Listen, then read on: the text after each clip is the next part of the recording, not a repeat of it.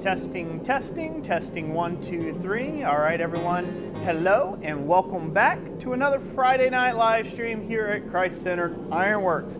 I hope everyone is doing well this evening and is enjoying this heat. So, I am not. I am not. Summer is not my favorite. Bring on winter. Can't wait for it to be here in just a short 90 days. So we're only 90 days away from it, and I'm going to enjoy every minute of it once it gets here. So we got a lot of great things planned this evening. I've got 2 giveaway items that we'll be giving away this evening in this live stream. One is a straight peen hammer from Andrew Larson. Bought that from him while I was down at a conference here and earlier in the spring down in Murfreesboro, Tennessee. So I've got a straight peen hammer to take and give away, and then we are also going to be giving away one of our treadle hammer kits, and I'm excited to take and do that and be able to give that away. And so what we're going to be working on this evening, in the mix of all that, giving away good stuff, is we're going to continue this little process on this flower sculpture that I started by necking down some pipe and adding a stem and a flower blank, and we're going to bring that project to conclusion. And so tonight's stream is all about finish. I'm going to try to do a finish work, I'm going to try to do the finish work, and I'm going to go over talking about finishes in tonight's stream. So that'll be the education portion. So welcome everyone, so glad to have you all here, and I hope you all are ready for a great stream. Oh, who do we have, Jess? Let's see, we have Debaka Maker, the Blackston, John Haas, Debaka Maker, I said that already, Jeff Killian, good to have you. Hello, hello. And Debaka Maker says, well, now I gotta find out how Roy defines heat. Hot. Anything above 68 degrees is hot. Yeah, I think it's like 75 here right now, so most of them would think like that's pretty cool. Wiley, good to have you. Robert, hello, Wiley. Hello. Let's see, World War III Ironworks was able to get off work and join us today. Awesome, good to have you. And yeah, glad everybody could drop in. This July 19th. Yeah, it's been a busy month for us. We've been into all kinds of things. It's been a very busy 4 months for us. Yeah. 4 months.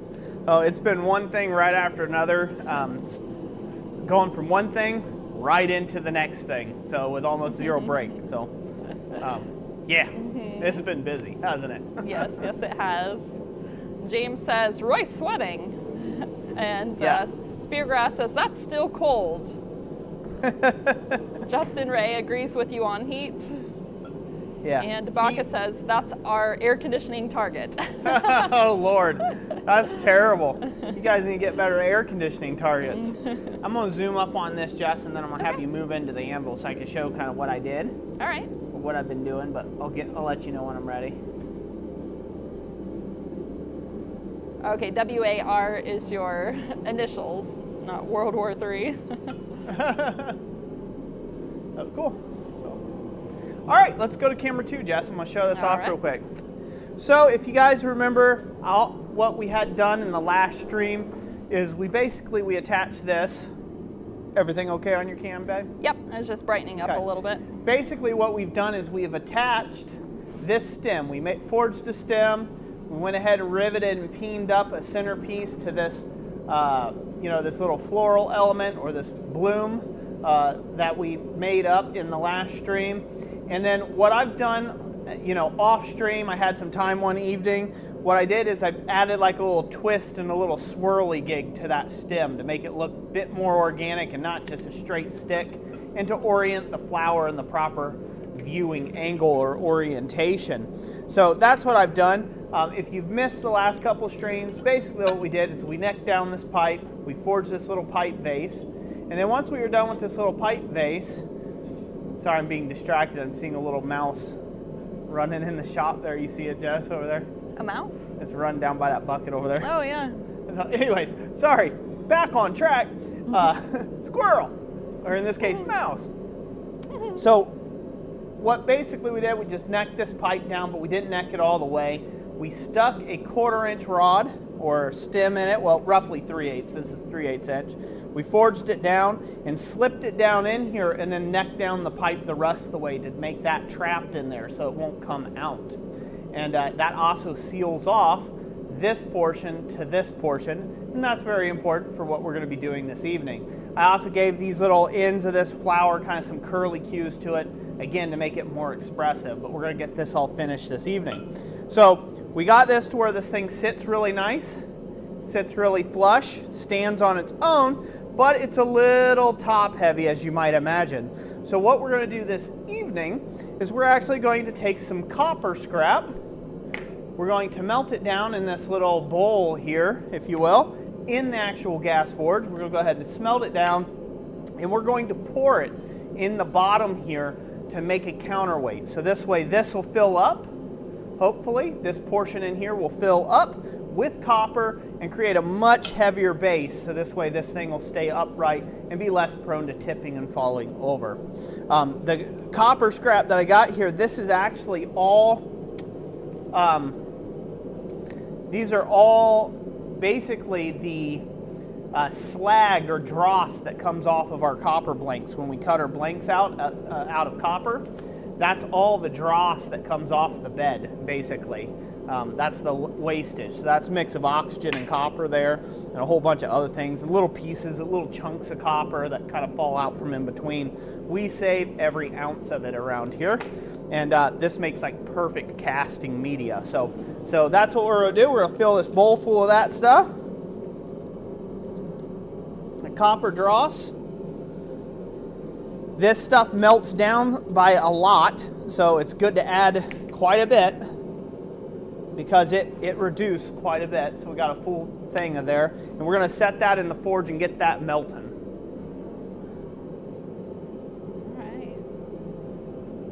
Just like so.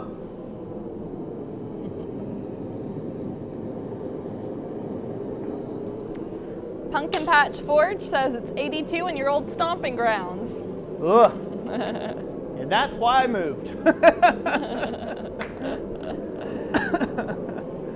Speargrass says it's 6:30 a.m. here and I'm wearing long pants and a long sleeve shirt and it's 52 degrees Fahrenheit here.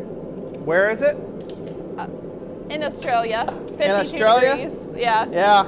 Jessica and I was talking about that. I want to take and start, I personally want to start migrating like snowbirds, but actually for snow. You know, I want to like so would that be go to wherever there's snow for the summer and then come back when there's snow here for the winter.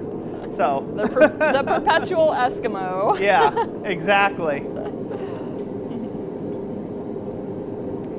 Ben Toombs, hi. Hello, hello, Ben. Tabaka says copper caulking. Copper what? Copper caulking. Yeah. He says used to do that with lead in the old historical plumbing jobs. I do like using lead for this process, but everyone's sensibilities now, we got a bunch of dandy men out there that can't handle it, so no lead for us. We'll do copper. Now, one thing I'm doing over here by the fire is I'm preheating this pipe. Reason for that being, if you live anywhere that's moist, that has moisture in the air, ever, that has a tendency to collect and sit on the surface of cold steel at that temperature change. So when it goes from cold to hot, you create condensation on the surface of the steel, and that's very bad when you're pouring copper into it. It's going to splurt and split and sputter all over the place very violently when it takes and when it builds up a steam layer and steam jacket and pops off. So you got to heat this up, preheat what you're pouring into. If you don't, you'll regret it. You might just get a copper shower.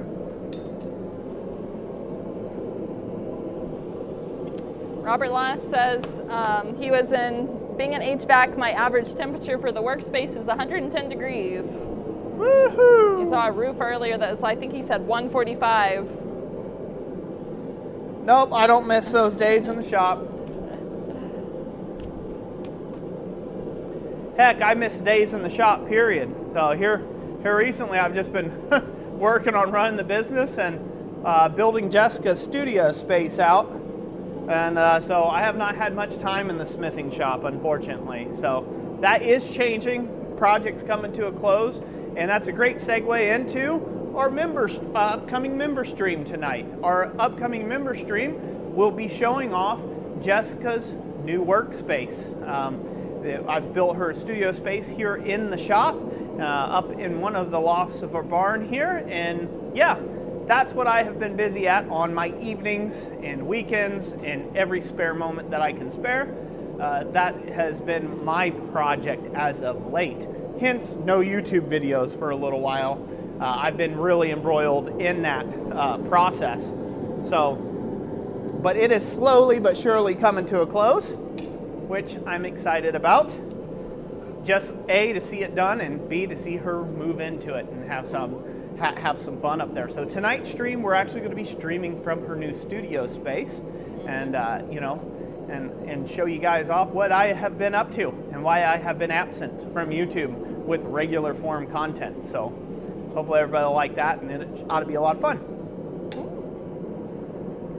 Black Collar, thank you for the $10 super chat. He says, it's been a while since I caught one of your live streams. I hope everyone has been well. Thank you, Black Collar Ironworks. I greatly appreciate it, brother. And it has been a while. It has been a while. Yes, everyone's been well. So we've been very well. Just been busier than all get out.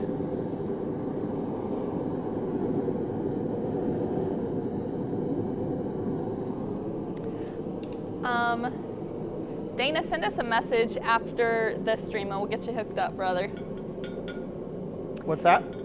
He said he wishes he could watch that stream. We've made him a honorary member, even though, you know, some of his he's having the account issue. Yeah, no, we'll get you a link sent after the stream there, Dana. Ben Toom says, cool, adjust space. Yes. Yeah, adjust space. I've got big plans for it. That's big plans.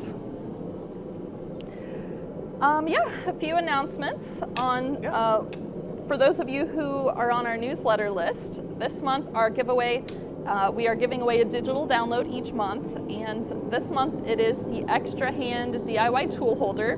Normally, I think it's like a $4 digital download, and we're giving that away for free to our newsletter members.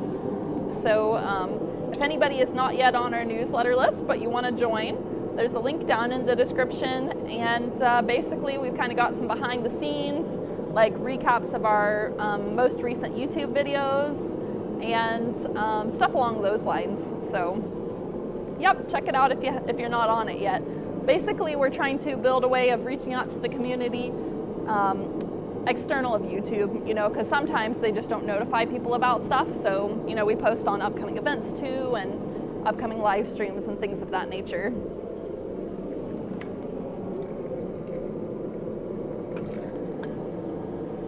But yeah, speaking of that, our next live stream will be on August 23rd. We ended up scheduling in that date because we have some private classes going on next month. So that was going to be like the only open Friday. So we're like, gotta lock that in.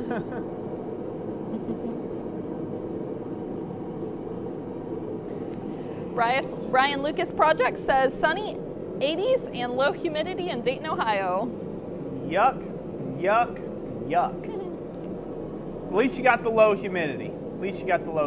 That helps. Yeah. It's been pretty brutal the last week or so. We've had really high humidity, like 90 to 98% humidity practically. I mean, we were just one step shy of drowning in oxygen. You know, just water. One step shy of that up here. And like upper 80s, you know, which is not common for up here. So we've had our hot week, but it's looking like it's starting to cool off. It's starting to make a trend back into the mid 70s and hopefully lower and lower and lower for the rest of the year, which I am super looking forward to. So, not out of the woods yet, but we're only 4 miles from Lake Huron, so yeah. Whenever it gets real bad, we go for a swim. And yep, we all got scorched the other day. We went out for like 5 hours midday. I put on sunscreen twice, and I put sunscreen on the kids twice, and they still got roasted. It was like, should have been hourly for as much sun as it was that day. The Blacksmith 87 says, question, which is better, propane or coal? Well, good question. I get this question all the time. For me, it's a pretty simple answer. Neither. Neither one's better. They have their advantages and their disadvantages. To give you a direct answer, a more direct answer versus a very aloof one, I personally feel like for forging, the superior option is coal. That is my personal preference. Now, that's a personal preference because it is the most universal forging medium you can forge in. All different types of ways of heating your steel have their drawbacks and usually are confined. So a gas forge, you have to size the gas forge for the work that you'll be doing. You size it too big, it's going to eat you out of house and home. You size it too small, you won't be able to fit most projects in it. So it's a balance. You usually will have multiple gas forges in your shop, or you'll have one big hungry monster in your shop and you're busy forging, meat skewers out of it, and it's, drinking a 100-pound cylinder. So for me personally, I don't subscribe to one tool is better than the other. One tool, they all have their pluses and minuses. But if you're looking for something that you can do literally anything in, you can forge stainless, you can forge copper, silver, bronze, you name it, steel, right? You can bring things up to smelting temperatures, stuff like that, and forge weld in very easily, things like that. You can't beat a coal forge. You really can't. So at the end of the day, you can't beat a coal forge. Now coal, the downside to coal is the accessibility. It is becoming less and less accessible unless you're willing to take and order a ton of it and have it freighted to you and shipped to you. So it can end up being a little bit expensive if you don't live in coal country.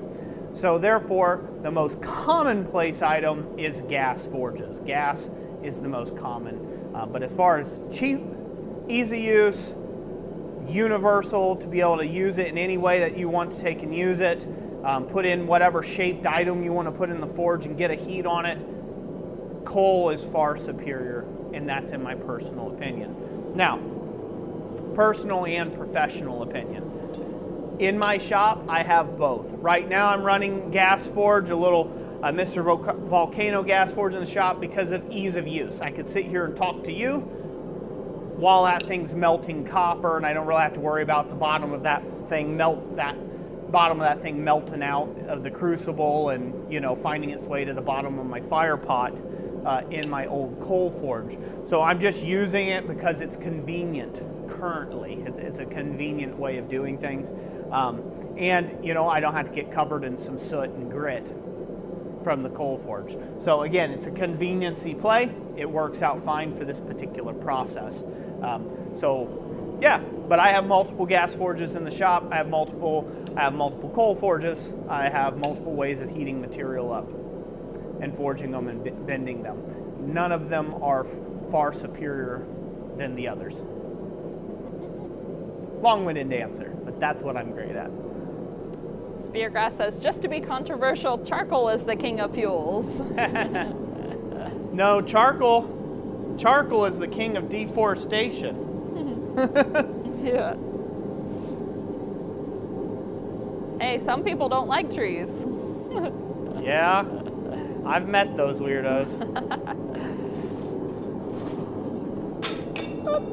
Black Collar says, I see you're melting copper ingots, Roy. Are you forging that copper boat for me? You're so kind. The copper what? Copper boats.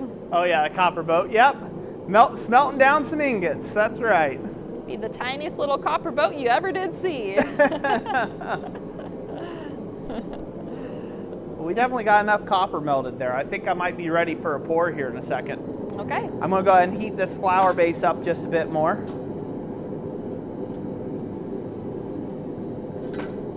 and then get it rigged up and set up. So, huh? Debaka says, but you can grow more trees. Only takes 30 years, at least. Yeah, it just takes forever. You can't grow more coal, LOL.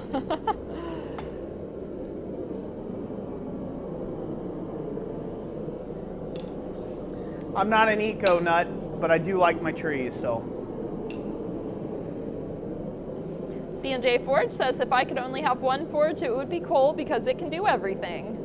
Yep, it can do pretty much everything. So, you need a bigger fire, you just pile more on and throw more air through it. You got a bigger fire. You want a smaller fire to work smaller items, you cool off the sides until you just got a hot little nucleus in the center, and you keep a very small fire. It's very adaptable to your day of forging, which makes it superior, in my opinion. Wilder Supply Co. Yes, we're having a wonderful day. Yeah. Absolutely marvelous day.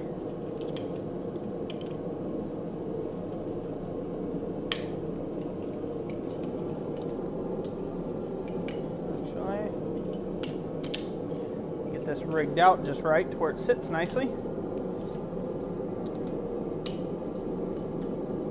Oh, come on, you. Do you need your stock rest stand? No, this is an awkward item. I had it set up earlier with this clamp on it to where it like held it perfectly vertical. Mm-hmm. And then, well, I changed its clamping position. And the vise, maybe. I could, but then they wouldn't be able to see it. There. Yeah, true. All right, can they see the top of this thing? Yeah, they can see it pretty well, I think. So what I've done here is I've heated this up to a red heat and let it cool down to black. And so that's guaranteed that there's no moisture sitting on the surface of this when I go to pour this copper, because if there was, I'm going to end up having a copper shower. Now, while the copper's still molten, I'm going to take and dip the end of my touch mark in it, hopefully, just right before it seizes up completely, and hopefully leave my touch mark impression right in the bottom of it. So we will see how that goes. I'm going to throw some gloves on, just in case something doesn't go quite like I expect it to. Mm-hmm. In which case, you guys are probably going to hear a bunch of oohies and owies and ooch and ow and ah! And maybe even a few son of a monkey's uncle. That's a mouthful. Might be a mouthful. All right, clearing off my dross off the top of my thing here real quick.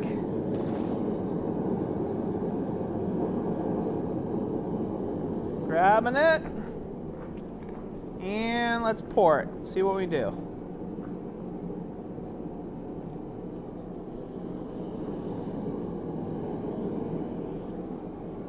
Well, it got a little full.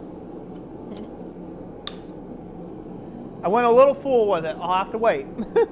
Have to grind it off after, yeah, I'll maybe. have to take that down a little bit. Yeah. I'll have to file that off. Mm-hmm.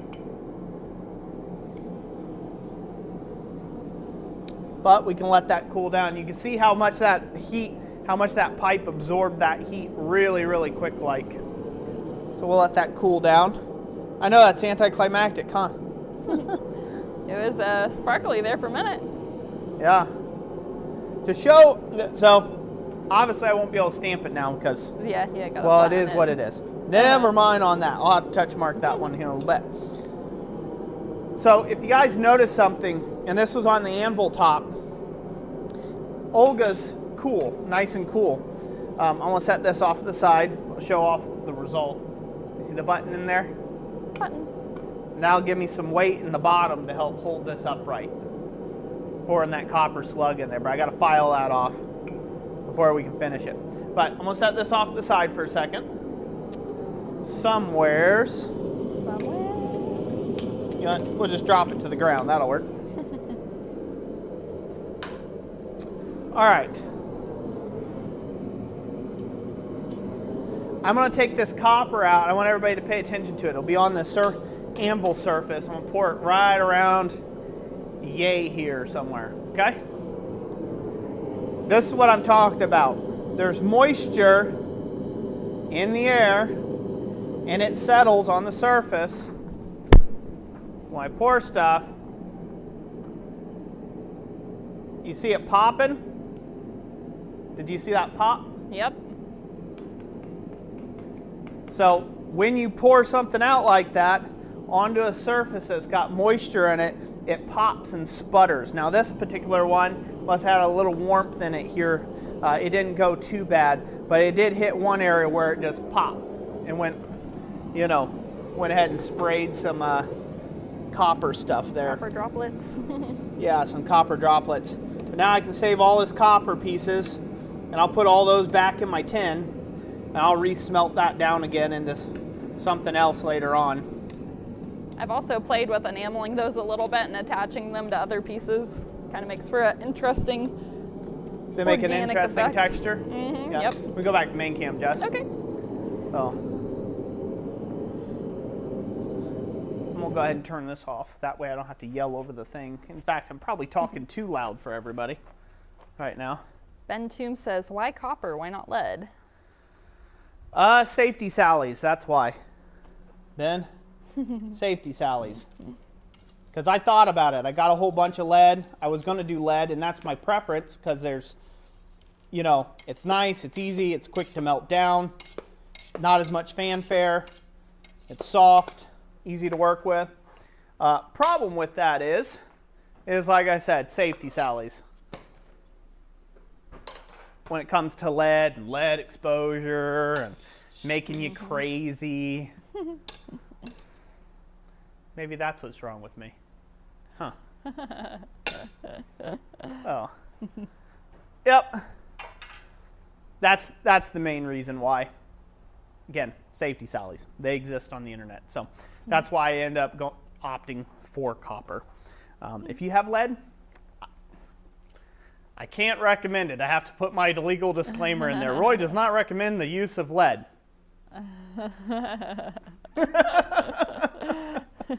At all. Black Collar Ironworks sent a $5 super chat and said, I guess you ran out of gold then, Roy, so you switched to copper showers, eh? Yeah, copper showers. Well, that's anticlimactic, but. James Haas says, my wife does mixed metal and jewelry. That's cool. Yeah, there's some really cool stuff you can do with that. Yeah, that's one thing I'm looking forward to doing with my new space is I'm hoping to do a few more enameling videos. I've specifically, I guess, been putting it off for that because I'm just looking forward to the new space. I'm like, why would I do? I mean, right now, like my workbench is covered with supplies, so I like have to move everything away. It's like 20 minutes to like get my workspace clean before I can start. So it's pretty rough. It's a little bit of a headache. Yeah, we've lost the light over here, girl. We did, yeah, a long time ago. Well. Michael Gissy, good to have you. Hey, Michael Gissy. Yes, he says, Jess, thank you again for all the artwork. I did not make the artwork, but I will tell our daughter that you are enjoying it.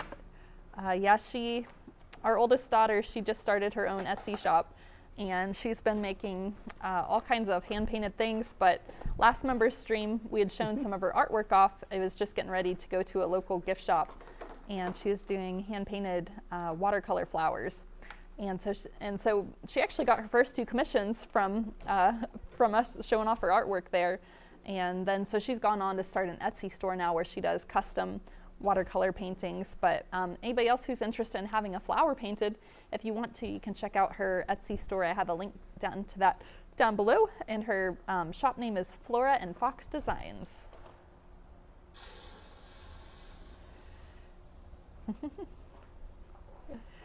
Michael Gissy says, my wife loves it. Awesome. I'm so happy to hear that. Abigail will be happy to hear that as well. She will be. Yeah, since my enameling space is a little hard to access right now, like I can. Obviously I've had to do it for the last couple of years, like clear off everything and then work, but I haven't done much enameling lately. I've been focusing more of my creative efforts on film work. So I've been doing some freelance film work, and I've been working on also, I've also been doing some stock videography, just uploading to some stock websites of various things. So coming up on 500 uploads there. I should get there this upcoming week.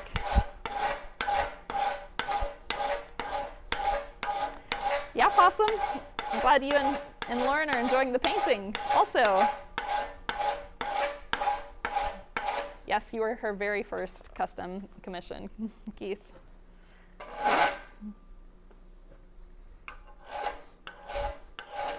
I'm making a note so I can make sure to tell her. You're making some notes? Yep.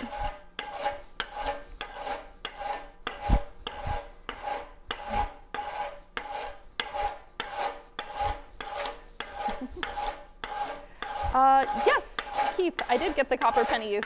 Yeah, Thomas brought those over. He's like, one day, he's like, I've got something for you. And then he told me, so yes, I've got those.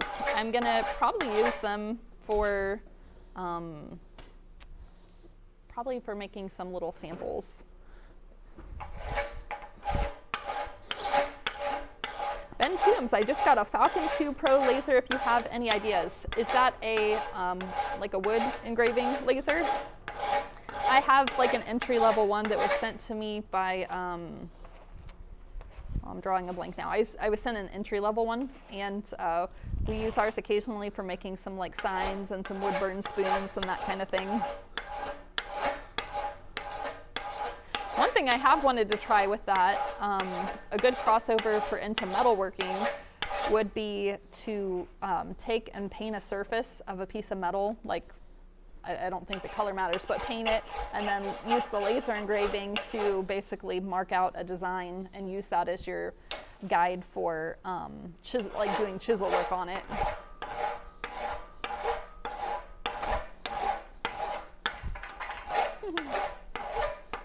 Yep, Dabaka, the flower and base was spent from the last couple of live streams. Let me see if I can rotate. Let's see. I rotate the camera, you guys can see a little better. What's up? I was just gonna rotate it so more your body was in focus. Oh, I could have moved the... That's okay, that works over there. Huh? That works. They just want to watch a guy file? Yeah. Michael says, I appreciate the tips on welding the double bay guillotine tool together. It went together without a hitch. Awesome. Good to hear. And speaking of that, I have been absent and I need to put together the build video on that.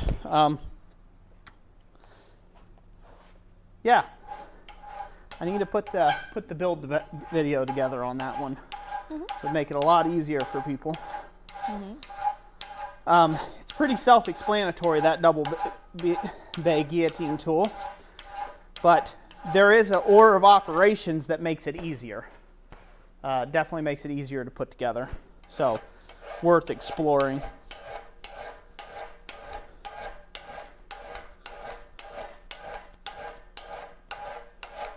Ben Toombs is making model RC planes with it. That's cool.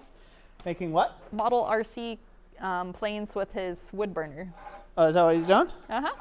Cool. Another cool thing I did on it was I laser engraved some initials on some cutting boards. That was like a wedding gift for my brother a couple of years ago. So that turned out really cool. Like put together like a little, like a leafy wreath around it and then their initials.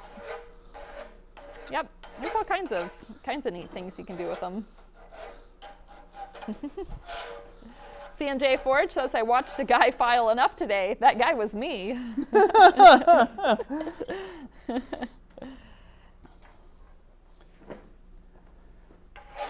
The Blacksmith 87 says, this is satisfying to watch. To watch some other poor soul that overpoured now has to file down, huh? Uh-huh.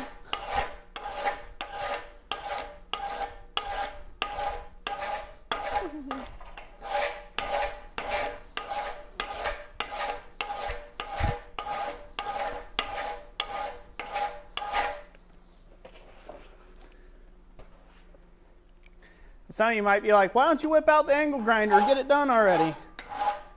And there's a real simple answer to that, for me anyways.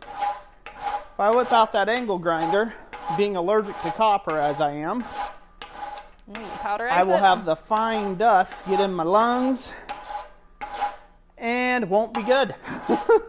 Versus now it's just like shavings. Versus just shavings, yeah. Yeah. That doesn't get on my skin or in my lungs, so my body doesn't break out.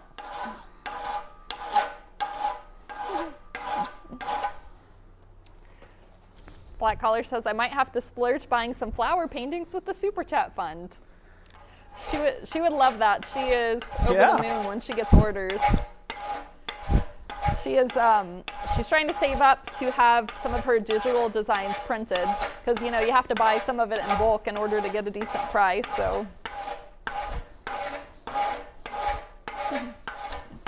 Michael Gissy says it makes the rest of us feel more human to see you labor away at it.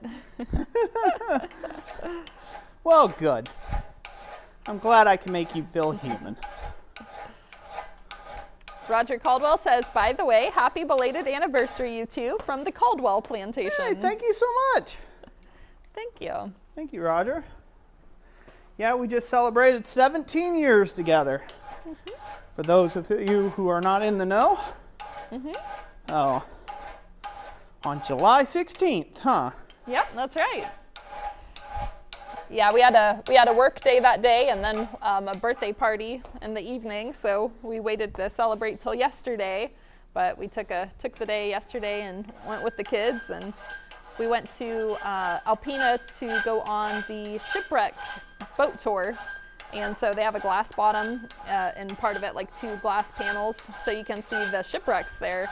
And so that was really neat. We've been thinking about it for the last 5 years since we moved up here, and we've heard about it, and then we're finally like, I think it's the time. Let's go take it.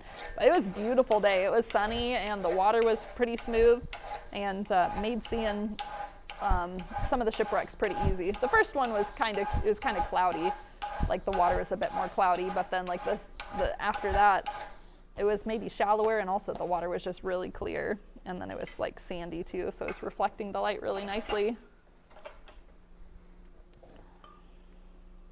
James Haas says 25 years, July 6th. Congrats. Keith says 9 years for us, July 25th. David Rivers says, glad you've been married 17 years. We're in our 50th year, September 20th, 1974. Wow, congrats. Awesome. Well, long marriages are becoming less and less of a common thing these days. So, anytime you can get past that 5-year, hump, I guess you would call it. Tabaka says, LOL, the submarine ride from Disneyland, but in Lake Huron. Yeah, sure. Michael Augusty says, super surprised y'all didn't plan a Christmas wedding back in the day. Well, basically, I graduated high school and turned 18, and that was about the fastest we could get married. So we weren't going to wait around for Christmas. No, we were not. We had a lot of odds against us.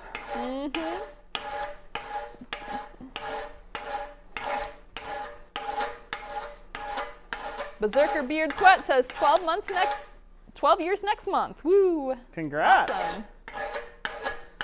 Brian Lucas Project says 27 years and going strong. Awesome. Congratulations. Speargrass says 3 years for me on August 3rd, but 8 together. Yeah, I think it was last year. Last year, we've known each other for as long as, or no, what is it? We've known each other half the time we've been alive. Years. So that was kind of it was like the cam over. Like, oh, from this point forward, we'll have known each other longer than we have not known each other. So it's interesting.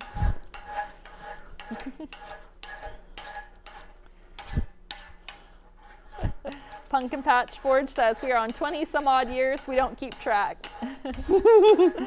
That's me. I have to like do the math like nearly every time. Like, what is it again?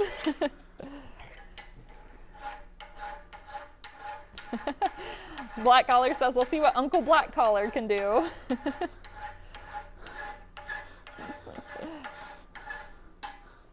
Dana says 32 years this October 31st. Congrats. Got married on Halloween? It's a long time.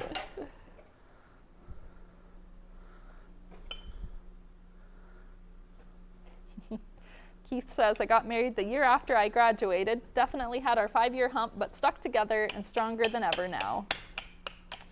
That's good. You guys are an awesome couple, Keith. Yeah, we're kind of partial to you. Can't wait for that little baby too. Can't wait to see pictures.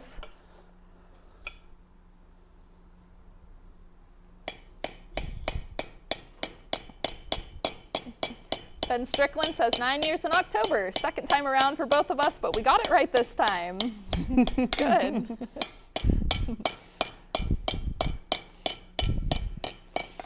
Corey Shire says, me and my missus will hit 18 years in September. We've been through more stuff than I want to admit, but we're still strong together. I think that's kind of the key there, is that like everybody has those things. Like everybody has their ups and their downs, and you don't get through life unscathed and without them, and it's, you know, you can either face it alone or you can have somebody to face it with, and sometimes the other person is causing part of the problem, but you work through it and you're stronger out the other end of it. Yep.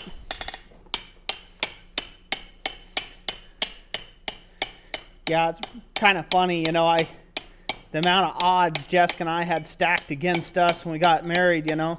A lot of people have similar stories, and I think that's kind of part of it. When you hear people have been together for a long time, they generally have had to undertake quite a few difficulties together, because marriage is work, you know. You got to be able to willing to work and stick it out and stake your claim thick or thin. Doesn't matter, you know, you're going to be there regardless for that person. And that's not an easy thing to do.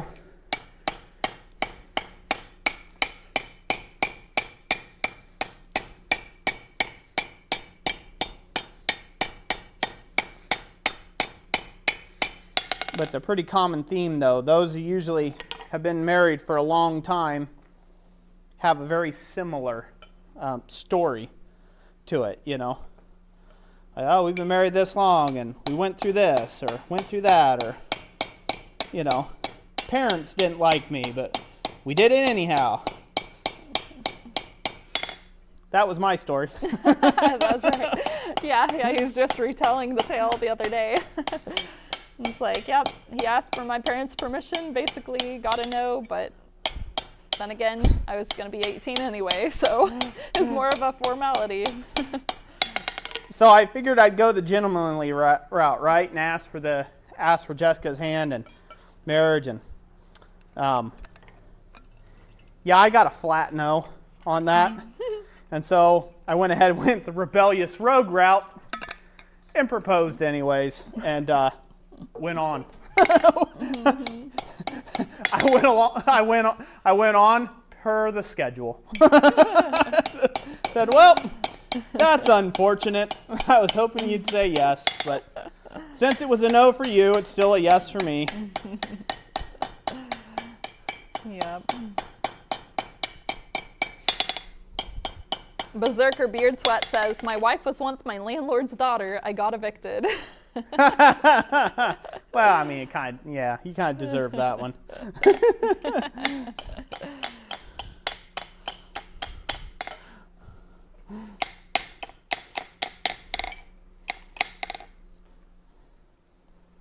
Very nice. Looks like it's sitting flat. It's sitting nice for me. I like it. Yeah. It's holding up pretty well on its own. It's less tippy. It's that extra counterbalance. Makes all the difference. It does. Good. All right, I'm going to lock this in the vise and put a touch mark in it real quick. Okie dokie. Crimson Death says, would love to have a workshop like yours since I'm a beginner. Don't have one yet, so all my stuff is outside.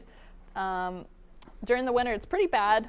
Almost got green last winter working outside. Wow. Oh no.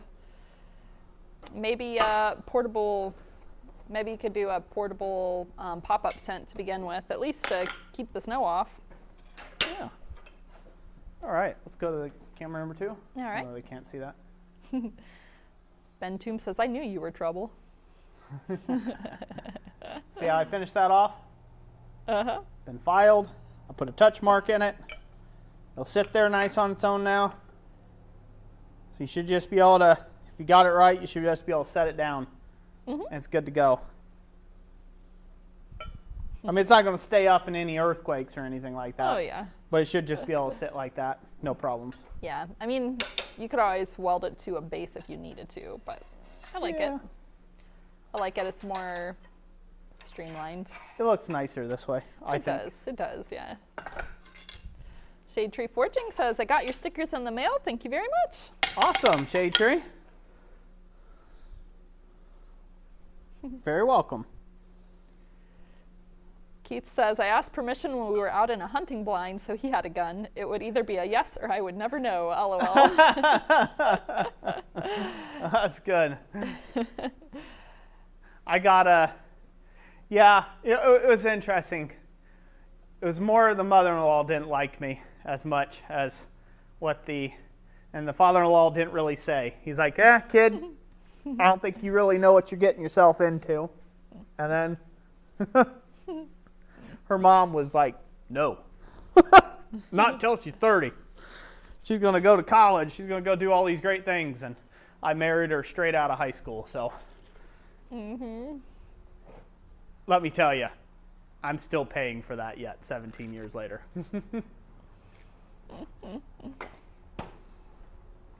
Let's see here. I had guys at the company I was working with taking bets on how long I would last. Most of them didn't believe we wouldn't last longer than a year. I had a teacher, my home economics teacher said, you're not going to last 2 years. Yep. I emailed her in 3 years. She called her. She actually emailed her 3 years later and rubbed it in her face. Still together. What do you think about that? She was like an older, opinionated lady, so she ended up apologizing.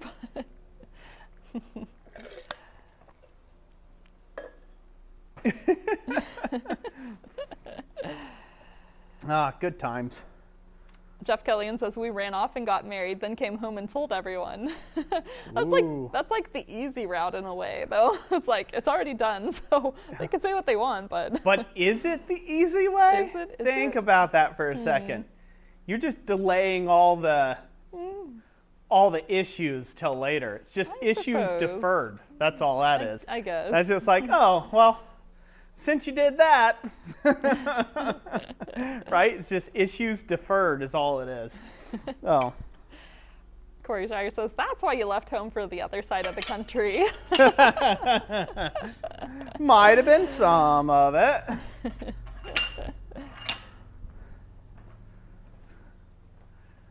Oy vey. Oh. Speargrass says, my in-laws, including brothers, actually hated me. They like me now, but I was 10 years older and thought I tried to harm her, but they love me now. Oh, your brother-in-laws. Yeah, sometimes your first impression of people isn't the one you have long-term. So, yeah, yep. Yeah, people can grow.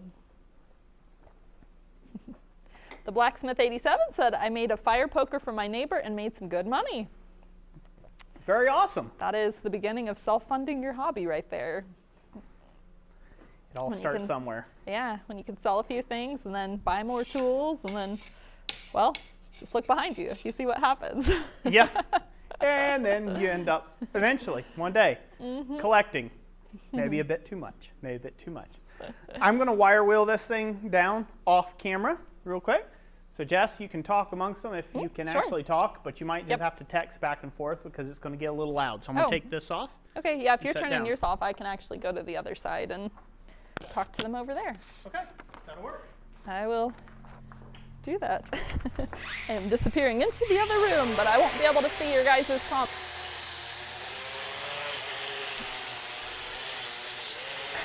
See what else is. I had a few notes written down. I've gone over some of the things with you guys, but we'll recap just in case anybody new is in here that to hear some of the previous announcements.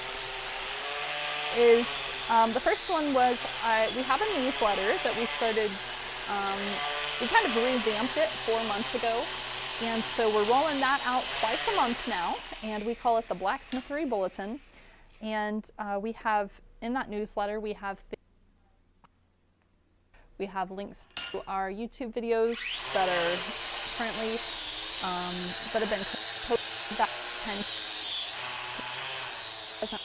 give you notifications even if you hit the bell or whatever. So that's with subscribers, kind of avoid all the with this stuff. And then we have, oh, I was going to bring up about that, is that we are giving a every month. And so for this month, we're giving away the Extra Hand DIY tool holder, which is, it is basically a tool that you can build to go on top of your anvil that holds chisels and various things like that to give you, help you have one of your hands free when you go to do some of the processes that you would do at the anvil. So that's normally a $4 digital download, and we're giving that away for free. So if you sign up sometime for the newsletter in the next, say, couple of days or whatever, you'll get it when it rolls out. Probably towards the end of next week is when the next one will come out. So that'll be the newsletter. So yeah, we've been working at growing that for a couple of months now, just as a backup for, you know, in case there's ever any issues on the channel. Take a peek and see. He's still going. Okay. I heard the noise stop for a second. Also, our next live stream will be taking place on Friday, August 23rd. We locked in the date on that so that we know, so we don't fill it in with other things. We ended up having several private classes being scheduled here at our workshop next month. And so we made that the plan for next month. Will be Friday 3rd for our regular giveaway live stream. And that's going to be from pretty much the normal time of 5 p.m. to 7 p.m. Eastern. All done. Also, and then also, good, I saved the last one. That way I can put up the little slide I have with it. Also, we have a sale going on this month. We call it our Christmas in July sale. And basically, we are doing 20% off of all hooks and ornaments. And this is all of them. Like, you know, it's like Sasquatch and Bigfoot too, and farm animals and all kinds of stuff. Like, it doesn't have to be Christmas related. So all of those are on sale this month for 20% off. If you're over at our website, www.blacksmithingblanks.com, and you use the code Can't Wait, you can get a discount on those. And all of those are really big sellers come Christmas time. Like, we have so many people that buy those, both hooks and ornaments, to give as Christmas gifts and to sell at craft shows and stuff. So something to keep in mind. But now we will go back to Roy. Back to Roy. Got your mic on? Yep, I got my mic on. Can everybody hear me okay? All right, you guys will have to say. Hopefully everybody can hear me all right. Michael, glad you're enjoying the newsletter. Yeah, I always sift through my photos like, oh, what do I want to add for the behind the scenes photo? So, very lovely. Everybody like that? Yes. Yep, they say you're back now. Cool. Oh, all right, so we're at camera 2? Uh-huh. Can I see that? Uh-huh. So this is what it looks like all wire wheeled up. Just like so. Good. Now, usually I like to put on any sort of hot work finishes. I like to do them with a torch for the most part, just so I can control things a little bit better. A lot of times, like, my work has always kind of trended to having like a nice dark kind of, my shadows to be dark and my highlights to be brightened afterwards to a degree, and then clear coated, either clear coat or if I put a natural finish on, you know, try to play off of that kind of dark and light scheme there, to give that light and shadow and give some depth to the piece. So, but since we're here, we're going to use the forge. What we're going to do is we're actually going to stick the butt end of this thing into the forge a little bit and kind of work it in and out of the forge, and then we're going to try to not get this bloom any color, because I really like that silver color that it has. I like that iron look to it. So we're going to try to get very little temper color or anything in this, and then we're going to take and go ahead and coat it down with a bit of you know, wax finish, just to apply some paste wax finish to it, to seal it all up nice and you know, all nice like, and then that thing will be finished. So I'm going to grip it up here by the bloom, and I'm going to start working at that. We can go to camera number 1, Jess. All right. Oh. And I can start taking questions on finishes. If anybody has any questions on finishes. Okay. If you guys have questions, let me know and I'll read them out. And you'll have to speak up to me just a little bit, love. Okay. Actually, I can get this hot and then I can just set it in there. Okay. And it'll gain some of this heat. Because because I don't have to rush this process, so Okay. I can go ahead and set it in now, and you can go ahead and give me some thoughts when you have some questions, okay? Okay.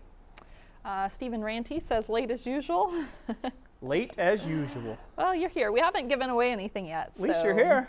You are here. You could still win giveaway stuff. Yeah. If that indeed is something you're into. It is. Dana says it's a flower bin, not a bean. Oh, he said cool beans. Cool beans. Cool beans. Possum Sausage says brass brush at the black heat to highlight the features would be neat. Oh yeah. Yep, you could do that. So my work has undergone several stages in my career of blacksmithing. At one time, it was all brass brush. Like as soon as I learned how to brass brush, everything got the brass brush treatment. And I do mean everything. Now, I very seldom pull out the brass brush. When I do, it's literally to kind of highlight an edge, right? Or to give just a little bit of tone to something or some undertones. But it's definitely not the main feature anymore in my work. So it's one of those things that I believe you have to kind of go through when you first start out, when you first learn how to use a brass brush. Again, like I said, the tendency is everything becomes brass overnight because it's such a cool technique, and it looks really, really good. It looks really, really good. But slowly but surely, as you mature in your skill level, like I have, you kind of start seeking out like, oh, I want to just put a little bit of brass on there, just give it a little bit of color, like a streak of color, but I don't want to take and turn the whole thing brass, because I got to the point where I was turning all of it brass. You know, and then I had to kind of find like, whoa, okay, I'm going a little too far here, I need to back it up a bit. You know, I need to take it down a fuzz. So if you can go to camera 2, Jess, can they see any colors in that? Yeah. Common? Yeah, it looks a little purplish blue. Can they see some purplish blue in there? Yep. Okay. It's hard to tell from where I'm sitting. So it's starting to get some of those tempered colors in there. Again, I'm wanting to get this kind of darkened up, but I want to keep the bloom silver color. That's my goal. You need a silver wire brush. Yeah. Silver wire. Silver. I need a gold wire brush. Yeah, I need a gold wire brush. So, and I'm just using the heat from a dying forge, basically, from it cooling down. I'm just using that residual heat that's in those bricks to bring up these temper colors to the piece. Because that's really all these are. These are just different oxidization layers. And so I'm trying to get these really deep purples in there. I'm trying to get them to go. And again, I'm trying to keep the bloom itself silver, because that contrast, right, from the dark purples of the vase at the base of the flower into the stem, and then that contrast with that really bright silver flower top, is going to make all the difference in selling this look when it's done. It's that contrast that you're looking for, and not so much, you know, all color. Too much color is just too much. It becomes too much. So I'm going to set that there and let that heat run up that pipe a bit. Yeah, Can they see the definitely looks purples in that there? Oh yeah, yep. So you can see the purples coming up from the bottom. You kind of start moving up into these golden bronze colors. And we're trying to chase that up to where I have just a little bit of golden bronze around the lip or the rim of this vase or vase. And then all the transition color coming up to it. And then stop it and go ahead and coat this with a bit of paste wax finish in order to cool that off and kind of lock those things in, and then it'll be done, and it'll have this really nice contrast to it when you look at it in regular lighting. Now this has a lot of front light flooding it right now, so it's going to look completely different when it sits on a shelf, or it has a different, a common Kelvin color light. You're looking at about 5,000 Kelvin that's coming through here, that's been adjusted on the camera to pick up some more skin tones. So it's not true to life the way that it's coming out here. Most people don't have 5,000 Kelvin colored lights in their homes. Most people have about 4,500 Kelvin, anywhere from 3,800 to 4,500 Kelvin, which is a lot richer light, or more towards that tungsten light, or candle light, if you will, that brownish looking light. And so this will have a lot of deep kind of some deeper tones to it in that type of lighting situation. So it'll look really, really good. Michael Gissy asked, what's your preferred clear coat? So my preferred clear coat used to be, and probably still is if I had to guess, Rust-Oleum changed their stuff. I'm not too much into them now, but it used to be, I forget what I'm using now. What's that? The name's escaping me. Isn't it white and blue? Yeah. I'm trying to remember what's the one? It's not Rust-Oleum. I'd have to look. It's not Krylon. It's maybe it's up there. Well, the ones you have that are blue and white are Rust-Oleum American Accents. So those are It's like a Rust-Oleum slightly- there. Yeah, gloss Okay. clear. I've been using those. It's No, it's a different. It's Rust-Oleum's competitor. Oh yeah. That's one of my favorite ones. So the ones I'm using right now is the Rust-Oleum American Accents, crystal clear coat. I do like those. I've used Rust-Oleum pretty much my entire smithing career on things that need to be coated in paint.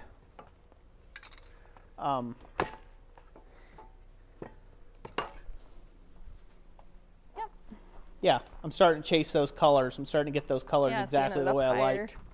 You see those? Mm-hmm. Yep, that looks nice. See that contrast? Mm-hmm.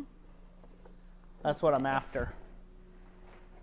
Tim O'Connor, thank you for the $5 donation towards shipping.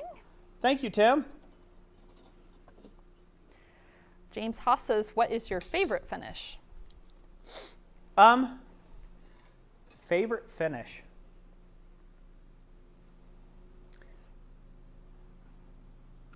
I'm going to say my favorite finish on ironwork, to be honest with you, is lacquer.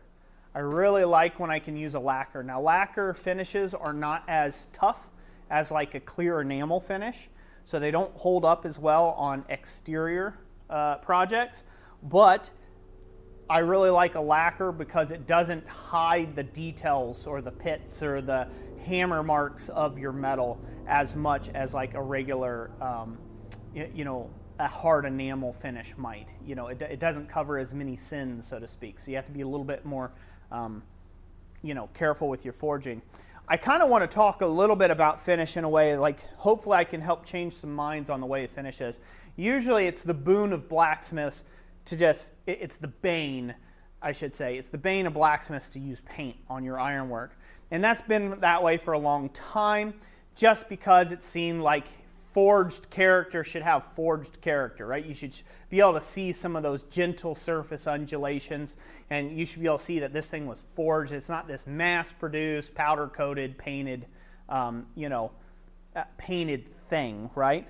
And so painting has kind of gotten a bad rap for that because powder-coated, we've all seen powder-coated fences that are just, again, there's just no, they're too perfect. There's no real, you can't really see a lot of the forged elements in them. They spackle and putty over all the imperfections and sand it down and paint it. And then, it just looks fake. It doesn't look like good ironwork. Well, so I would like to challenge people, and I'd like you to think about something with me for a second about finish work for your client. Start finishing your projects for the end client in mind. So what I mean by that is, say you're making something, a sculpture, say you're making some hooks, say you're making whatever for a particular client, a customer. Somebody comes up to you and says, hey, can you make XYZ? And you say, yes, I can, right? It helps if you can start thinking from the concept of how this piece is going to work in relation to their interior of their home. And not only will this help you get more sales, it will help help you become a better professional. It will help you be a bit more professional in your approach, and maybe help you to kind of see some of those kind of finer points of ironwork, if you will, right? So just like my proclivity now, right? I have a proclivity towards, not brass brushing the heck out of everything, right? I like to give things just a little golden highlight here or there. And just like when I was talking earlier about with the camera, how you're looking through 5,000 Kelvin, that's being adjusted in camera to, basically turn it to about 4,800 Kelvin to give me some more skin tone in the thing. That all sounds really technical. This is all stuff that you can easily just Google search and do a little bit of reading, and you can figure some of these things out. But the reason why this stuff is important is, the reason why that's important is because I'm thinking about the final result of how this will look in a particular lighting scenario sitting on a shelf. In our home, we have a bunch of 4,000 Kelvin light bulbs. That's what we have.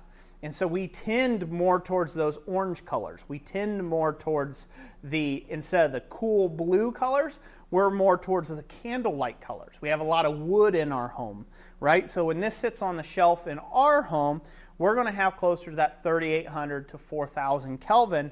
We're not going to have the same lighting in here. So what I'm looking at in this piece is I want this to be striking. So I want to have some deeper, darker tones for contrast in the base, because I want the base to be a standalone of itself, that vase that I stuck the flower into. And then I want the flower itself to be a showstopper. I want that to kind of be like, boom, in your face. And the best way to do that and to bring out all those color tones is to think about that here while I'm putting this together. So while I'm doing this finish, because like a lot of people, they like blacksmith finish. Traditional blacksmith finish, black, right? You just rub on, you rub on and smoke off your oil. You're basically seasoning your ironwork, and black. It's good. Boom. This is the only kind of finish that you ever need. Maybe rub some brass brush on there if you want to add a little bit of color to it. But think about that in a dark hallway. Oh, I'm hearing the bricks tink. I'm hearing tink, tink, tink. I'm like, what's going on over here? Think about that in a dark hallway, right? That's not very well lit. It's going to be blacker than black.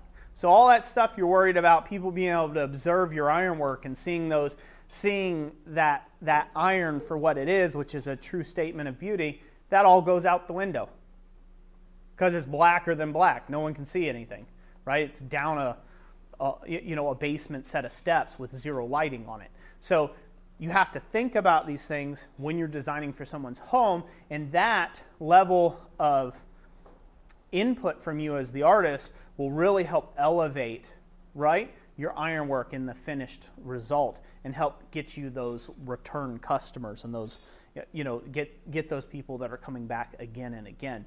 There is subtle differences between someone who is just beginning at smithing, someone who's an amateur, someone who's intermediate, and someone who is advanced or into the professional side of smithing. There are subtle differences in the way they finish things, and you can look across the board. You'd be like, okay, hey, here's a guy that I can tell how many years you've been doing it just by your ironwork. I can tell kind of what stage you're at, versus somebody who's been at it for a long time. I can see they know exactly when to not hit the metal anymore. They knew exactly when to pull back, right, from their finish and not to overdo it, right? And that's just stuff you have to learn through time. So it's not a bad thing if you haven't, if you're not there yet. It's something you have to learn to do. But hopefully some of this advice is sinking in for some of you out there and can help, elevate you along. But yeah, thinking of the end customer and where this thing's going to be placed. Is this going to go in front of a big bay window, right? Do they have a lot of glass in their home? Is it on a southern exposure and it's going to get a ton of sunshine? Well, maybe polished, bright mirror finish is not the finish you ought to go for, right? Maybe that's not, because your client may want that. They may want you to paint it solid gold, right? But maybe you can steer them to some darker tones because it's going to be very well lit where it's going in their home versus, right, that dark stairwell like I was talking about earlier. Just some things to think about. Roy's instructor, Wayne Apgar, always said, shiny cells. Yep, So shiny cells. When in doubt, shiny cells. That's for sure. everybody's sharing kind of some different recipes and things they like to use. Yeah. The finish I've been going to a lot here lately, and I am not sponsored. I've been given some of these tins for free before, and I have bought a lot of these tins, is this Zax Wax Blacksmith Forge Finish High Gloss. That's what I've been buying. I've been buying them in the 8-ounce tins. Also, Zachary Herboltz, the owner of ZH Fabrications, he makes this stuff. It smells really, really good, which I like as a natural finish. It smells really, really good. He's the guy who's making these. He's given some of these tins to me, so just be advised on that. But I'm not sponsored by Forge Finish or anything, but I have been using this stuff quite a bit in my work and beta testing his new products and things like that. So I've been liking it quite a bit, and so I've been using it on a lot of my ironwork. It does smell so good. As a paste wax finish. It's not heavy like a beeswax finish, so it goes on really nice and light-like. You don't have to have it screaming hot to put this on. So you can actually preserve some of those colors we're talking about, right? Because we're not seasoning the ironwork. So this is kind of a nice natural finish I like putting on. The ingredients that give it the scent, he should make a beard balm out of it, because it does. It smells really good. James says smells better than Roy, LOL. Oh, it smells way better than me. Especially right now on these hot, sweaty days. Yeah, you guys with your Kelvin jokes. Yeah, Kelvin is basically a range with one end being very blue and the other end being very orangey yellow. And so like when you're doing film work, you're aiming for it to look realistic, like kind of right in the center, more of like a white, not so much that has an orange or a blue color hue. You're trying to aim for right in the center. Yep. So that's what he's talking about with Kelvins. It's that scale between blue and orange. And then, yeah, James, lumens refers to the amount of light. Yeah. So if something's like 5,000 lumens, that's not 5,000 Kelvin. That's a totally different scale there. Lumens refers to luminosity and not Kelvin, which is color, or temperature, color, warmth. At least in the context in which I'm referring to it in tonight's stream. So now that I've got that all coated, can we see that? Does that look good? Uh-huh, yeah, I like that. Got Looks nice good. and coated. It's looking good. That's really nice. Now I got to get a towel. I got to buff this down, or I either get a towel or sometimes I do a leather glove, and I might do a leather glove this time. I've got my leather gloves over there. I'll go ahead and do those. It just depends on how hot it is. This is okay. It's not too bad. But yeah, this paste wax stuff kind of goes on real nice. You don't need a ton of it. So I get it coated nice and heavily, and then I rub off the extra. I don't like to leave stuff, too coated. Goopy. Huh? Goopy. Yeah, I don't like it too goopy. So you can go back to main cam while I do this, Jess. All right. And take more comments and Sure. questions. And I will read off some of people's various finishes they use. good. There's quite a few of them. Roger Caldwell says, unless it's a rose, which gets painted any color the customer wants, I use beeswax or flat black. Which, yeah, we used to do painted roses too. But really, the steel ones that you rainbow color, those were probably, that or copper. Those were probably the most popular. Obviously, copper is a different material. Michael Wright, can you enamel on steel? Yes, you can enamel on steel. The lower the carbon content, the better.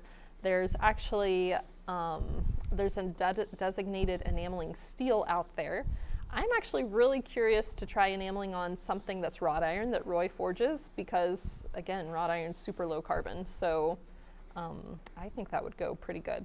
But I did have a video where I did some enameling on just standard mild steel, and I had decent results. There was some chipping. There's some chipping on it. I was basically enameling directly on the steel, but there is a product that you can apply to things like mild steel before you enamel on it. I'm trying to remember the name of it right now. It's like a mixture of enamel, clay, salt, and something else that helps the bonding process. It's basically, it bridges the difference between the expansion rate of the steel and the expansion rate of the enamel. So I've used that some, but still had some chipping, so I haven't perfected my technique on enameling on steel. Yeah, so to get back real quick to the what I was saying, I had a few things I want to add more to the subject of finishes. Just like with tools, I get asked all the time with tools, you know, which one's superior, which one do you use, which one's the best, which one's this, that, what have you. And just like that, this is the thing I want to get across. The finishes, there's not one all beat all finishes. Don't lock yourself into that. You need to experiment, and you need to do what's right by, let me go to the main cam, Jess. You need to do what's right by the customer's job. So I speak about the customer. A lot of you guys are hobbyists out there, which, again, nothing wrong with. Great. I mean, when you can have a job that supports you, and then you get to go home and have fun, you know, forging, that's a great thing. For those of you that are hobbyists, you know, I'm speaking from a perspective of someone who's made their living at this, right? This is what I do. This is what I've done for my living for a very long time now. And that perspective point is from that of thinking about a client. That's why I use a lot of stuff like, oh, your client. But think of your client as maybe your wife, your mother-in-law, your mother, your father, your whoever, right? Whoever the intended target is for your beautiful ironwork, right? Whether you're getting paid or not getting paid for your services, right, to make it. Maybe you're just making some birthday presents or Christmas gifts. Think about where it's going to go in their home. Have you visited before? You know, have you done stuff? You're going to make them a shelf bracket, right? How this might actually work better in their house if you did it a certain way.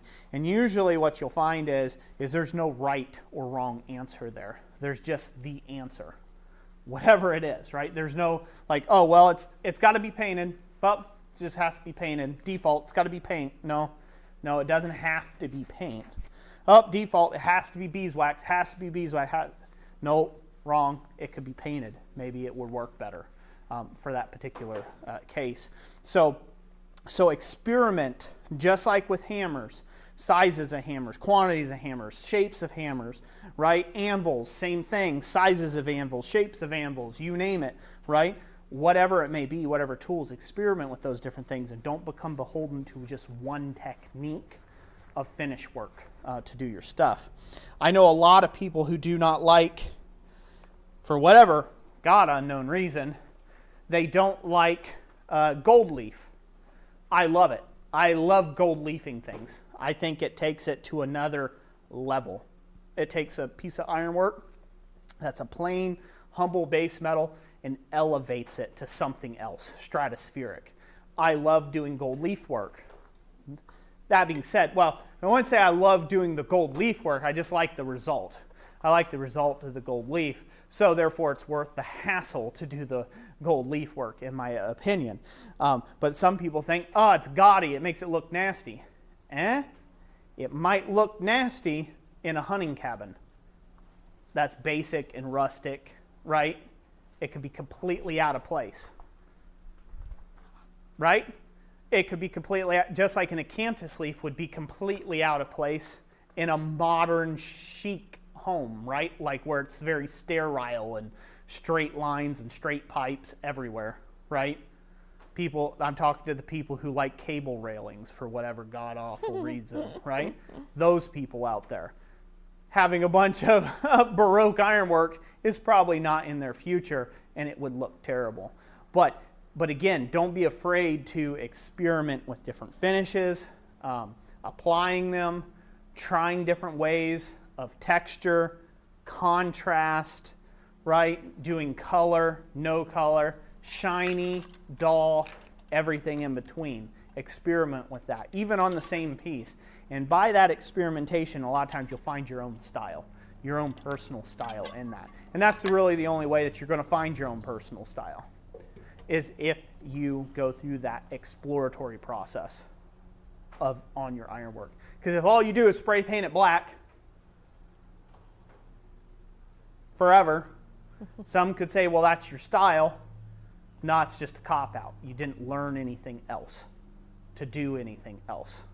Because then it's black for everything and for everyone. And it might look terrible, right? It might look terrible, and you could have just elevated your ironwork that much more by choosing a different finishing technique for that particular project. Neil Zagren says, I usually use raw linseed oil mixed with black pigment, which works wonders for axes. I'll have to try that. Raw linseed oil with black pigment. That's interesting. Let's try that. Whew. This thing's still a little smoky hot. Should have thought about that before I put the bear mitts on it. Yeah, maybe we set it back down. Maybe. I'm committed. I'm You're there committed. already. You're going for it now? I'm just going for it.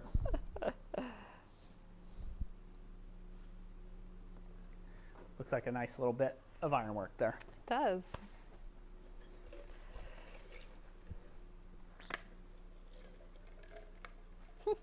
Bill Will says he got his EIN number and application for a business license in Fire of Yacht Ironworks. Will be officially a business soon as I get notified that it went through. That is awesome, So Bill. awesome, Bill. Congrats. Very cool. Very, very cool. What time are we at, Jess? We are at 6:33. Woohoo. I'm rocking it, haven't I? I am rocking it. I actually finished In the anticipated amount of time? finished a little earlier than expected. Yeah. Yeah. Ha ha. She didn't laugh. That was a pointless dad joke. It took me a Bad minute. dad It joke. didn't hit me the first time. It was pointless. Took a minute. She just laughed. So. Questions, Jess? Comments? Sure. Before we get on to some giveaway stuff. Mitchell Edwards says, my mentor uses fingernail polish to paint his work. Oh, that's cool. And Tim O'Connor says, fingernail polish is widely used in steel jewelry. Very cool. Tim O'Connor says, tempering color on your sculpture is sweet. Thank you. Robert Lanis, I use Minwax and steel wool, then clear lacquer. Cool. The Blacksmith 87 says, how long have you been blacksmithing for? 16 years. Yep. 16 years and counting. Let's see. Stephen Rancy, that clear coat will dry quickly on that now. Yeah, it would. Black Collar says, sometimes I just use a black Sharpie for my blacksmithing finish, laughy face. Take a long time to color that in. And I don't think that would prevent rust. I'm not sure. I could be wrong, but. Mark Wajanowski says, don't forget about gun bluing and browning for non-food items. Yep, definitely. Definitely. Those are very valid. I've done some gun bluing and browning on various projects before. And David River said, what all is being given away today? So what's going to be given away here in just the next few minutes is going to be a straight peen Andrew Larson hammer. And then the other thing is going to be a treadle hammer kit from yours truly here at Christ Center Ironworks and blacksmithingblanks.com. So. Well, this was kind of a fun little project. I'm glad I could bring it to completion. I was just going to finish it off stream, off camera, just get it done, you know, put another one in the books. But I figured it might be nice to just have that kind of conversation about finishes, you know, working with them. Not sure I've given any sort of good instruction here tonight or told anybody anything new that they didn't already know, but I was able to share some of my own thoughts anyhow on that.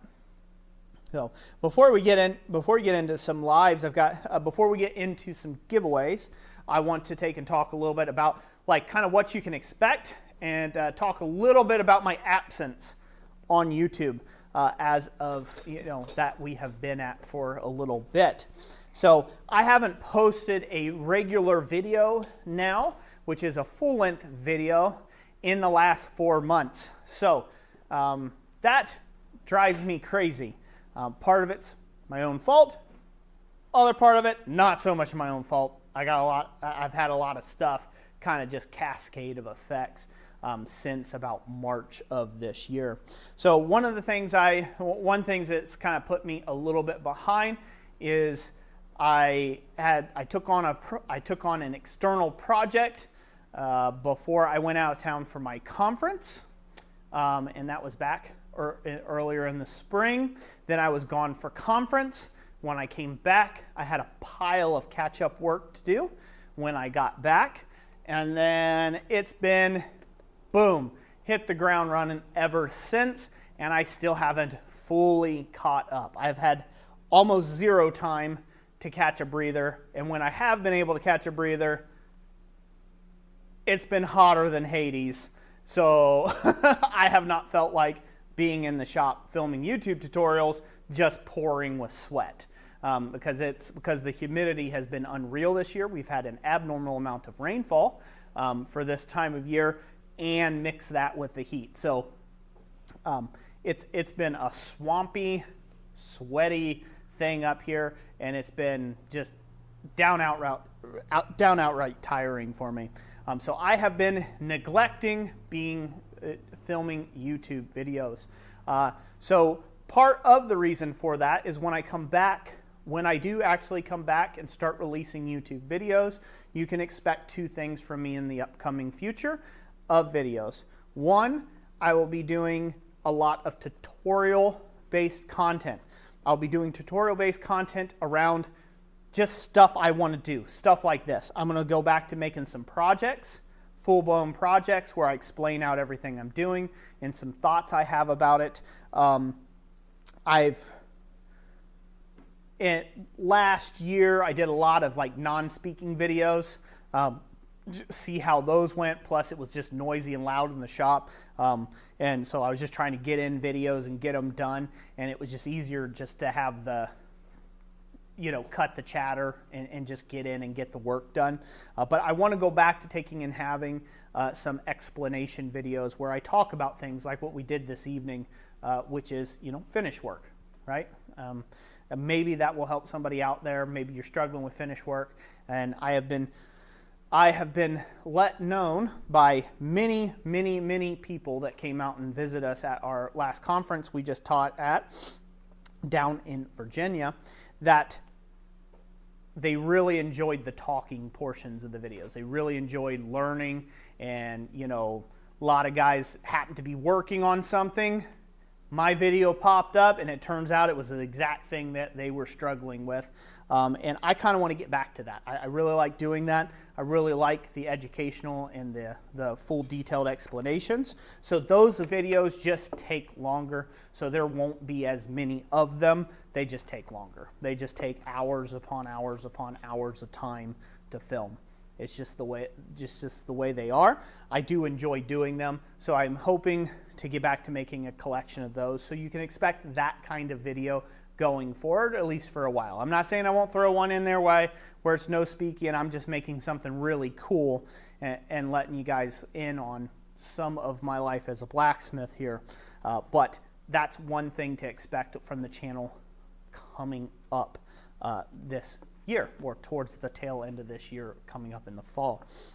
One of the other things that you can expect, sprinkle mixed in between those longer format, larger project build type videos where I'm explaining a lot of things, is you'll be seeing a lot of blank tutorial videos. So the different tutorials that I do, I need to make up a bunch of tutorials and have a bunch of finished products at the same time of the blanks that we offer. We have well over 100 different types, styles, varieties in 3 different materials in 2 different thicknesses of blanks. So we have a lot of blanks available at our website, blacksmithingblanks.com. That's the smoothest segue ever, by the way.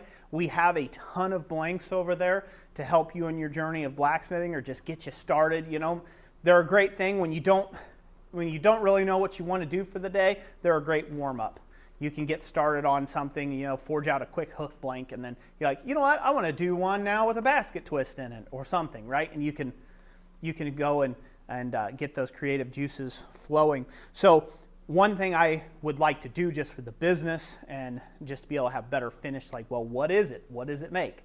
I need to make some example stuff.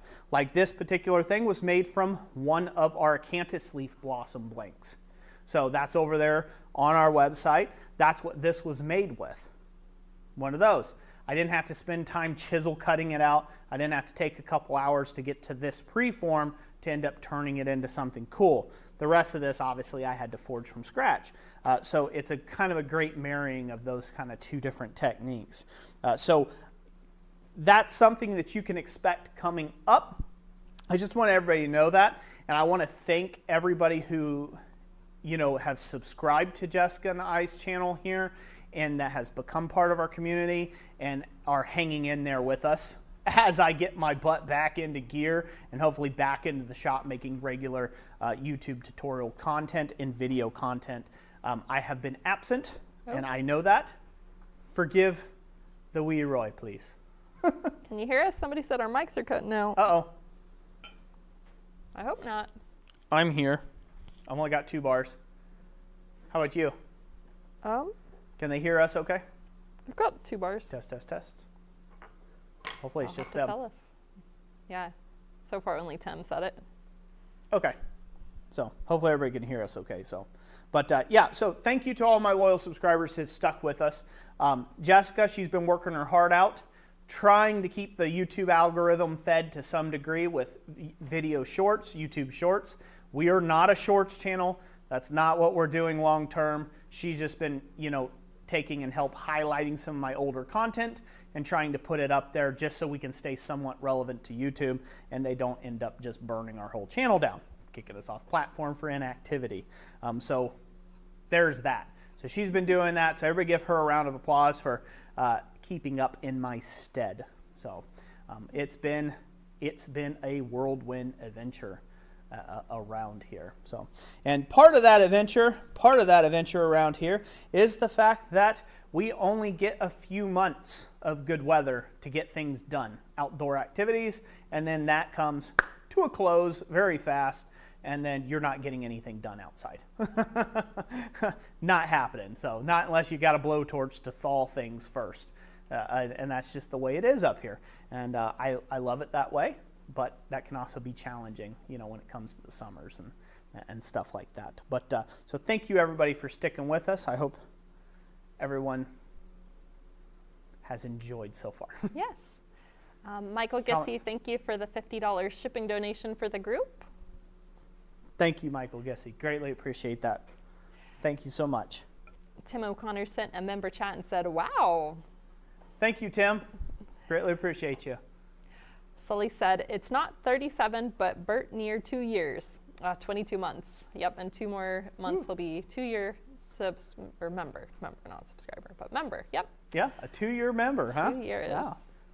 The Blacksmith 87, thank you for the $5 super chat, says, thank you.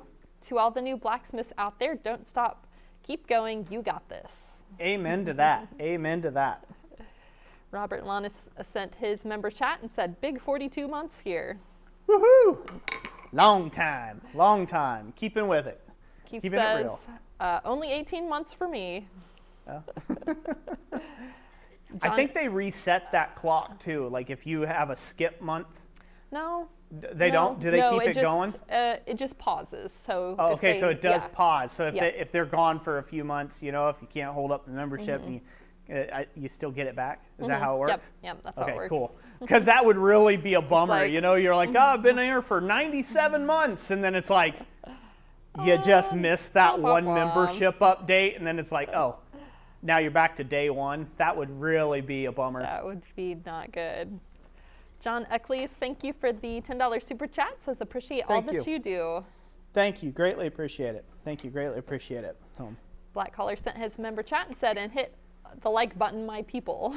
That's right. That's right. So, yeah, I have felt terrible for my regular, for my subscribers, for my online YouTube family here, Blacksmith family. I have felt terrible because I have been away from the camera. Like, this is the live streams is it. That has been it. That is all I've been able to do here recently. It's driving me bonkers. It drives me bonkers. But, you know, a man only has so much energy in a day to expend. And, yeah, I've been doing some quite physical labor. You know, that's not been blacksmithing. And so when I get around to the end of it, I'm like, oh, God. I'm going to be a wet, sweaty noodle is all I'm going to be on camera. And it's not going to be a good look. Hey, I just got to call it for the evening. That's where it's just hands only, right? Like, yeah, just hands. Just the hands. The hands show stuff. Well, it's also the energy level, right? Like, because I'm not fake. The energy you get from me is the real energy that Roy's feeling. Because otherwise I'd be like, it's a flower, figure it out, and then walk away. There's your video. There are some days that's my personality and my energy level. Yeah, sometimes you see that in the old videos. So, it's like, ooh, that was an angry day for Roy. Yeah, Roy was angry. I am not good at keeping my emotions hidden. I have a very bad poker face when it comes to that. If I'm angry about something, you'll know it. You'll know it, you know, like, wow, Roy's slapping that anvil a little hard. So I've learned to be better about that and stay off camera when I'm having a bad day. Or have camera therapy. So I will yell at the camera, call it everything but a camera, and then delete that footage. You never know. There's some unknown footage that's never been released. No, there's a lot of never unknown seen footage. The light of day. There's a lot of unknown footage out there. That's well, it's not out there anymore. I have deleted it, and I'll smash my cameras when I'm done with them and put them in the fire. That will never be found again. Oh. Dabaka says, well, I'm going to miss the giveaway. I have to go pick up my housemate from dialysis. Well, sorry to hear that, Dabaka. If you stick around, I'll give a hammer away. How's that sound? 2 minutes. Okay. Shall we do a hammer giveaway? Sure, okay. Sure. Give away the Andrew Larson hammer, and then we will give away a treadle hammer kit from us. Sure. How's that sound? Sounds good. Good. And the hammer, let's see, we're doing that one worldwide. Yep. The Andrew Larson straight peen hammer is worldwide. I'll go camera number 2, Jess, real quick. Number 2. I'm going to show this off. So anybody who knows Andrew Larson makes some really fine blacksmithing tools and equipment and really great hammers. He does. He makes some really fine stuff. This isn't my preferred handle length, but, you know, hey, it's a giveaway hammer, so I'm not the one swinging it. But again, he makes some really great tooling. As you can see, a lot of attention to detail even on a simple structure as a hammer. Andrew Larson really comes through. His tempering is top notch.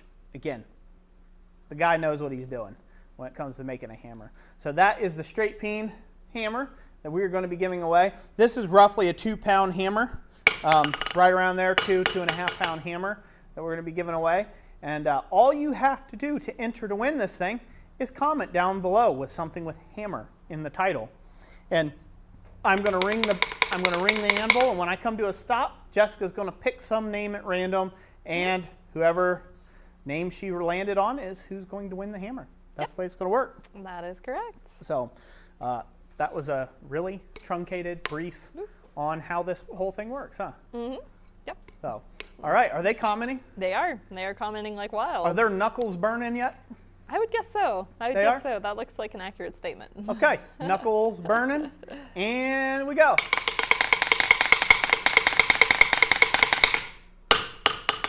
Who do we have, Jess? We have Dabaka Maker with straight peen hammer, please. What?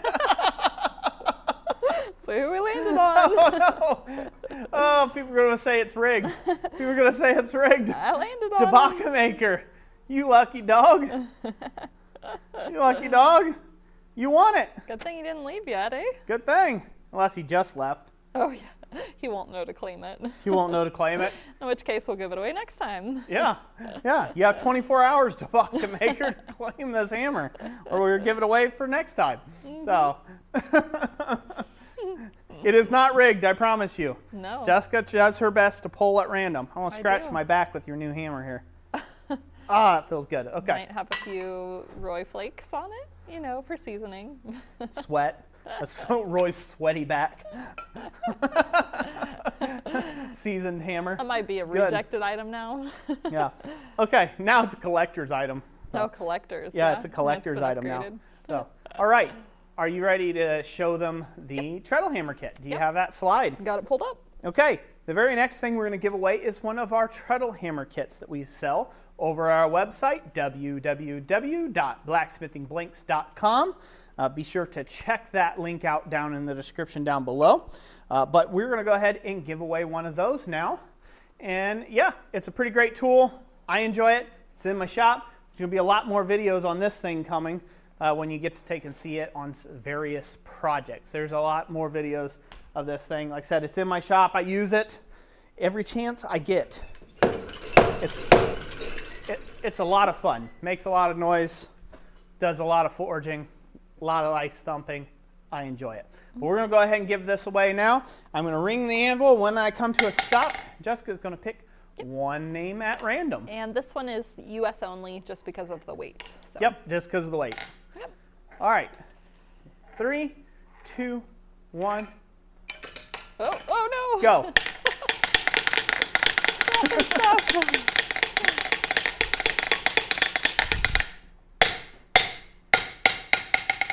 Who do we have, Jess? We have Danimals Creations and Adventures with Treadle. Hey, Danimals. Whoa. Danimals Creations and Adventures. Danimals Creations and Adventures with Treadle. That's the comment. Congratulations, Danimals. You're the winner. Awesome. Oh, Christ Center Ironworks Treadle Hammer Kit. That's Congrats. right. Congrats. Oh. Very awesome. Very awesome. Are we at the main cam? We are at the main cam. Good. Yes, we Just make are. sure we're at the main cam. So Yeah, that was a fun little flower to make. It survived the fall, yeah?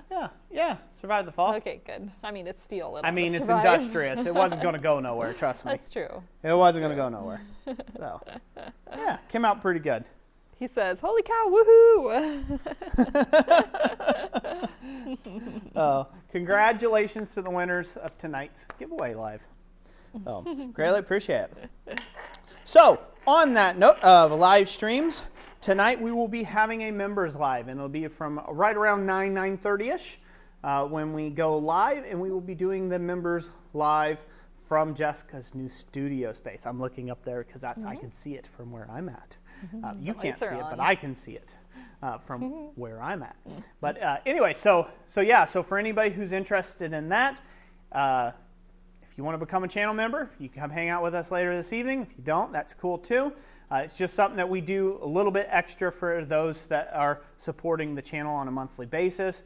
That's just one of the perks of being a channel member. Not to mention, do you get a lot of discounts when you go over to our website and buy blanks or digital downloads or ebooks or anything else that we have to offer. You get to use your monthly discount code over there that we provide all of our channel members. And there's the wall of glory over there. Exactly. And there is also a wall. A wonderful membership wall where I add your name. We do that every now and then when we have about 50 or 100 names to put on there just because, we like giving Roy wrist cramps. Right. I have a membership wall here in the shop started that I burn your name in to the wood on the shop's wall. And it's actually the wall of the shop, so it's not going anywhere. It's staying with the shop until the shop is no more. So. The newest wall, newest exterior wall on the shop. Yeah, it's an exterior wall. So Yep. We've got a lot of names up there. Oh man, we're gonna have lots of new members, you guys. Uh-oh. They're gifting memberships. Let's see. Bill Will was gifted one. Laura Kennedy, Mike Koppel, Jesse Dunn, Janet McCall. Hey. They were all gifted memberships from Heath Miller. Thank you, Heath. Congratulates everybody who's become a member all of a sudden. Yes, and then Possum Sausage also gifted 5 memberships to... Thank you, Possum. Let's see, John Eccles, Paul Fontanini, Danimals Creations, Jeff Killian, and Kyle Jones. Right on, So right you guys on. will all have the chance to join us as well. Yeah, you all will have a chance to join us at our member stream tonight and see the progress on Jessica's studio space. Oh, yep. Oh. Yep. But yeah, for her studio space, I went a little bit above and beyond. I was gonna say fancy, but it's kind of a rustic fancy. But It's a rustic fancy, but I went a little above and beyond. Originally, it was just going to be a box with like studded walls that she could hang. Basically, what she has in my shop right now, which is just a stud wall that she could, that we have some shelving on, and she has a bench under. Originally, it was going to just be that, and then, well, now there's a window, there's door, there's electricity. There's an interior. I could put AC in if I wanted to. She could put air conditioning. She could heat it or cool it. Yeah, so, it's gonna be nice. Yeah, went a little overboard. A little overboard. So, and in that process, I have found how unplumb this barn truly is. That has been one heck of a thing. It's not one of those where you can lay out a whole bunch of pieces and cut them all at once, box standard like, and then just set them up. No. Each piece has to be hand cut and fitted. So all the lumber and the wood and everything I've put in. So it's been quite the process. Quite the process. It actually would make a really good bedroom or apartment. It would. Like a blacksmith shop help apartment or something, if somebody came to visit. Because it's nice. It's real nice. At least I think it's nice. It is nice. But then again, I've been pouring a bunch of sweat equity in it for quite months. a few hours. Months. Yeah. Months, yeah. It hasn't been months of work because I haven't been straight line working it. It's been hours. It's been 2 hours here, 3 hours there, 5 hours there, that kind of thing, just kind of type deal. But yep. But I'm coming close. I'm almost done with it. So, but that will be gone over more in the member stream later tonight. So, but thank you for everybody who donated the memberships,